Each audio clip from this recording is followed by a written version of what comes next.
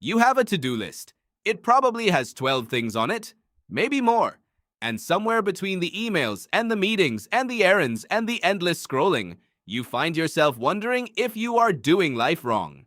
You feel behind. You feel like you should be doing more. But here is the strange part. For most of human history, your ancestors had almost nothing on their to-do list, and what they did all day will completely change how you see yourself. Anthropologists used to assume ancient hunter-gatherers spent every waking hour surviving, hunting, running, fleeing predators, desperately clawing food from an indifferent world. That image is everywhere. It is in documentaries, in textbooks, in the way we justify modern busyness. If they worked that hard just to stay alive, surely we should be working harder. But that assumption was almost entirely wrong. In the 1960s, a researcher named Marshall Sahlins reviewed decades of field studies on modern hunter-gatherer societies. Societies that still lived largely the way your ancestors did tens of thousands of years ago. The Hadza of Tanzania, the Kungsan of the Kalahari, the Martu of Australia. What he found shocked the academic world so completely that his paper is still argued about today. He called hunter-gatherers the original affluent society, not because they were rich, because they were done by noon. The average hunter-gatherer worked between 3 and 5 hours a day to meet all of their survival needs. Food, shelter, water, everything. 3 to 5 hours. Then they stopped. Let that sit for a moment.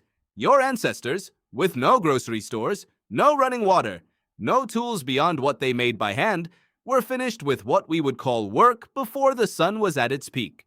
The rest of the day was theirs. So what did they do with it?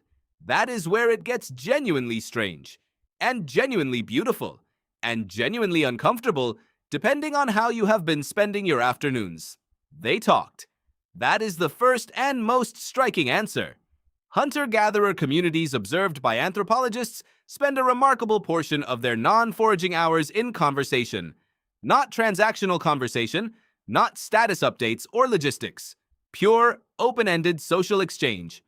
Robin Dunbar, the evolutionary psychologist at Oxford who developed the famous Dunbar's number theory of social group sizes, argues that language itself evolved primarily not to communicate information, but to maintain social bonds.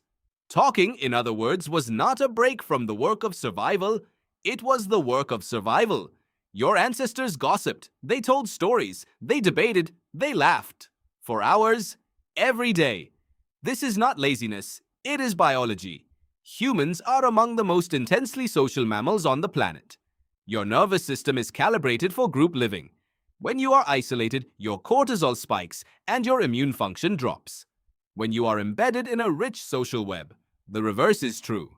Your ancestors were not chatting because they had nothing better to do. They were doing the single most important thing a human body can do for its long-term survival. Connection was medicine. After the talking came the making. Ancient humans were not minimalists by choice. They were constantly making things. Baskets, tools, clothing, decorative objects. The archaeological record is full of beads, carvings, pigments, and early musical instruments that have no survival function at all. A bone flute found in Slovenia dates to at least 40,000 years ago. Ochre pigment used for body decoration appears in African archaeological sites as far back as 100,000 years. Your ancestors were not just surviving, they were making art. This matters more than it sounds.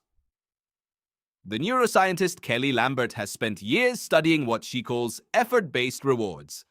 Her research shows that when humans and other mammals engage in making physical things with their hands, the brain's reward circuits activate in a uniquely satisfying way. Deeper than passive entertainment, richer than consumption.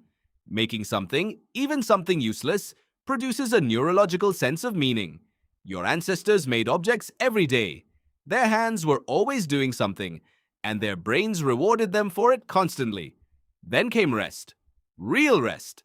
Not the guilt-soaked kind where you lie on a couch checking your phone while telling yourself you should be doing something productive. Actual, culturally sanctioned, socially protected rest. Afternoon naps among hunter-gatherer societies have been documented across multiple continents. The concept of a midday rest period is so ancient and so widespread that researchers like Jerome Siegel at UCLA, who studied sleep patterns in pre-industrial societies using wearable trackers, found that people in these communities slept in two separate phases, with a relaxed, semi-wakeful period in the early afternoon. Your body was built for a nap. Ancient humans, too,